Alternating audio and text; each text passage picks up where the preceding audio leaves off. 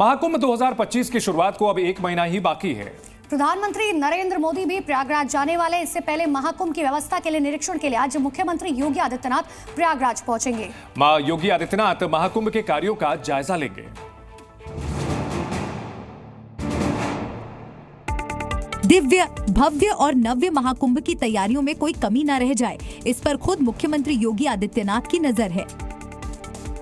इसके अलावा प्रधानमंत्री नरेंद्र मोदी के प्रयागराज दौरे से पहले सभी तैयारियों का निरीक्षण भी मुख्यमंत्री खुद करना चाहते हैं, जिसके लिए योगी आदित्यनाथ प्रयागराज में होंगे। मुख्यमंत्री दोपहर 12 बजे प्रयागराज पहुंचेंगे। इसके बाद वो सेक्टर 1 में केंद्रीय अस्पताल, किला घाट जेटी और प्रधानमंत्री मोदी के कार्यक्रम स्थल का निरीक्षण करेंगे। इसके अलावा मुख्यमंत्री अक्षय वट, हनुमान मंदिर कॉरिडोर और सरस्वती कूप का भी निरीक्षण करेंगे। मुख्यमंत्री परेड स्थित अस्थायी मेला कार्यालय में जनप्रतिनिधियों के साथ बैठक भी करने वाले हैं। मुख्यमंत्री योगी आदित्यनाथ सलोरी ड्रेन जियो ट्यूब विधि से शोधन कार्य, महाकुंभ में स्थापित अखादा सेक्टर, गंगा रिवर फ्रंट और छतनाग घाट का निरीक्षण भी करेंगे। कल प्रधानमंत्री नरेंद्र मोदी भी प्रयागराज आने वाले हैं। प्रयागराज में अगले महीने से शुरू हो रहे कुंभ मेले में वाराणसी के ज्ञानवापी का मॉडल प्रदर्शनी में देखने को मिलेगा, जिसमें न सिर्फ मंदिर का मॉडल होगा बल्कि ज्ञानवापी के वास्तविक स्वरूप को भी तस्वीर के माध्यम से लोगों को दिखाया जाएगा। प्रदर्शनी में सर्वे के दौरान सामने आई तस्वीर और 1669 से पहले की ज्ञानवापी की स्थिति को भी दर्शाया जाएगा।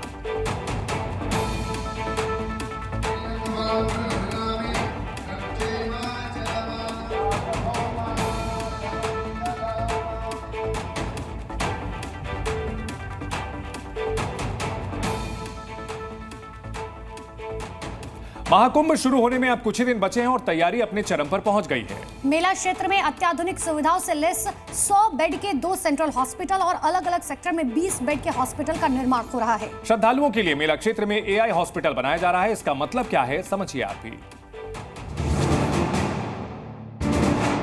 महाकुंभ में इस बार श्रद्धालुओं की सहूलियतों को ध्यान में रखने वाले कई फैसले हुए हैं। इसी में एक है AI अस्पताल।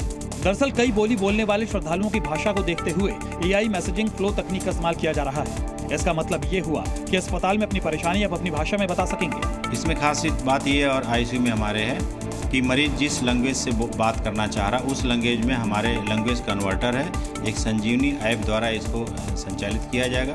संजीवनी ऐप आर्मी द्वारा बनाया गया है, जिसकी मरीज किसी भी भाषा में बात कर सकता है।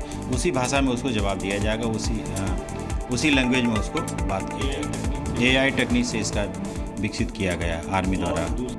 ये उन लोगों, खासकर ग्रामीणों के लिए बहुत जरूरी सुविधा होगी जो अपनी भाषा की वजह से डॉक्टर्स को अपनी तकलीफ भी नहीं बता पाते।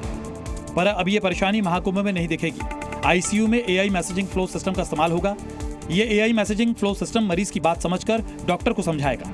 महाकुंभ में इस तरह की टेक्नोलॉजी का पहली बार इस्तेमाल किया जा रहा है। इसके साथ ही अस्पतालों में बच्चों के लिए, युवाओं के लिए, महिलाओं के लिए अलग अलग वार्ड बनाए गए हैं।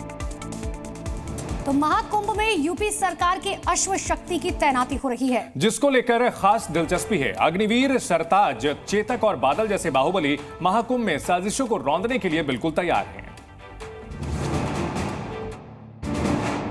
सरताज, नगीना, चेतक, अग्निवीर, बादल, फरिश्ता और प्रबल जैसे 15 ट्रेंड घोड़े महाकुंभ की चुनौतियों के लिए बिल्कुल तैयार हैं। यही वो सुपर ट्रेंड घोड़े हैं जो महाकुंभ में सुरक्षा की कमान संभालेंगे। महाकुंभ में श्रद्धालुओं की सुरक्षा और भीड़ को कंट्रोल करने के लिए घुड़सवार दस्ते की अपनी खास भूमिका होती है।